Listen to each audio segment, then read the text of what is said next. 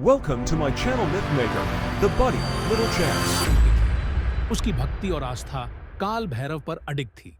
गांव वाले उसे काल भैरव का विशेष कृपा पात्र मानते थे, क्योंकि उसमें कुछ ऐसा था जो उसे सबसे अलग बनाता था। लेकिन शिवराज इस शक्ति को कभी समझ नहीं पाया था। एक दिन उसके सामने एक ऐसी परिस्थिति आ गई जिसने उसकी पूरी दुनिया बदल दी। जंगल में एक खतरनाक भालू से उसका सामना हुआ, और यहीं से उसकी कहानी ने एक नया मोड़दाच लिया। गांव के पास एक घना रहस्यमयी जंगल था, जिसे गांव वाले अदृश्य भूमि कहते थे। वहां कई अजीबोगरीब घटनाएं होती थीं, और लोगों का मानना था कि वहां जाने से दुर्भाग्य आता है। इसी वजह से गांव वाले बच्चों को वहां जाने से सख्त मना करते थे। परंतु शिवराज का मन हमेशा उस जंगल की ओर खिंचता था। एक दिन शिवराज गांव के प्राचीन मंदिर में बैठा ध्यान कर रहा था। उसकी आंखें बंद थीं, पर मन स्थिर था। तभी एक गहरी गूंजती हुई आवाज ने उसकी एकाग्रता भंग की। शिवराज, तुम्हारा समय आ गया है। शिवराज ने धीरे से आंखें खोलीं और देखा कि काल भैरव का एक दिव्य रूप उसके सामने प्रकट हुआ था। काल भैरव ने गंभीर स्वर में कहा, आज तुम्हारे साहस की परीक्षा है। इस जंगल में तुम्हें अपनी सच्ची शक्ति का अर्थ समझना होगा। काल भैरव के इस आदेश को सुन शिवराज साहस से भरा जंगल की ओर बढ़ चला। जैसे जैसे वह आगे बढ़ता गया, जंगल का सन्नाटा और भी गहरा हो गया।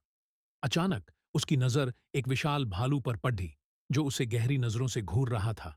उसकी आंखों में एक अजीब सी क्रूरता और खून की प्यास थी। शिवराज को खतरे का आभास हुआ, परंतु उसने घबराहट पर काबू पाया। भालू ने बिना चेतावनी दिए शिवराज पर हमला कर दिया। शिवराज ने तुरंत अपनी दादा की दी हुई तलवार निकाल ली। तलवार को हाथ में लेते ही उसे एक अजीब सी ऊर्जा महसूस हुई, मानो काल भैरव खुद उसमें समा गए हों। उसके भीतर एक नई शक्ति का संचार हुआ, और दोनों के बीच एक भीषण मुठभेड़ शुरू हो गई। यह केवल बाहरी ताकत का संघर्ष नहीं था, बल्कि आत्मा की एक गहरी परीक्षा थी। भालू ने अपने मजबूत पंजों से शिवराज पर प्रहार किया, लेकिन शिवराज ने अपनी फुर्ती से उसे चकमा दे दिया। उसके भीतर की शक्ति जैसे और भी प्रबल हो गई थी। शिवराज ने अपने तलवार से एक वार किया, जो सीधे भालू के पंजे पर लगा, और उसकी चीख पूरे जंगल में गूंज उठी। शिवराज के चेहरे पर एक अडिग संकल्प झलक रहा था। न डर, न घबराहट, बस काल भैरव का आशीर्वाद और अपने गांव की रक्षा का प्रण। हर वार के साथ उसे महसूस हुआ कि काल भैरव की दिव्य शक्ति उसे निरंतर ऊर्जा प्रदान कर रही है। जैसे जैसे लड़ाई बढ़ती गई, शिवराज के दिल में करुणा और कर्तव्य का एक अनोखा संघर्ष शुरू हो गया। उसे भालू के प्रति सहानुभूति महसूस हो रही थी, लेकिन वह जानता था कि अगर उसने इसे नहीं रोका, तो यह पूरे गांव के लिए एक बड़ा संकट बन सकता है। उसके वार में न केवल शक्ति, बल्कि संवेदना भी थी। वह समझ गया कि एक सच्चे योद्धा के लिए केवल शक्ति ही नहीं, बल्कि करुणा और संयम भी महत्वपूर्ण है। कई क्षणों तक चले इस संघर्ष के बाद शिवराज ने अपने भीतर एक दिव्य शक्ति का अनुभव किया। उसने काल भैरव का ध्यान करते हुए अपनी शक्ति को संपूर्ण रूप से केंद्रित किया।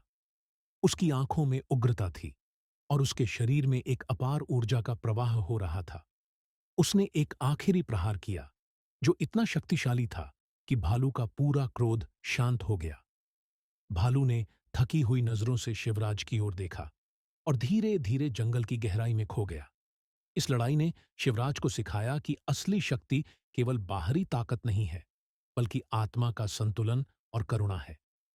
शिवराज ने काल भैरव को धन्यवाद देते हुए गांव की ओर लौट गया।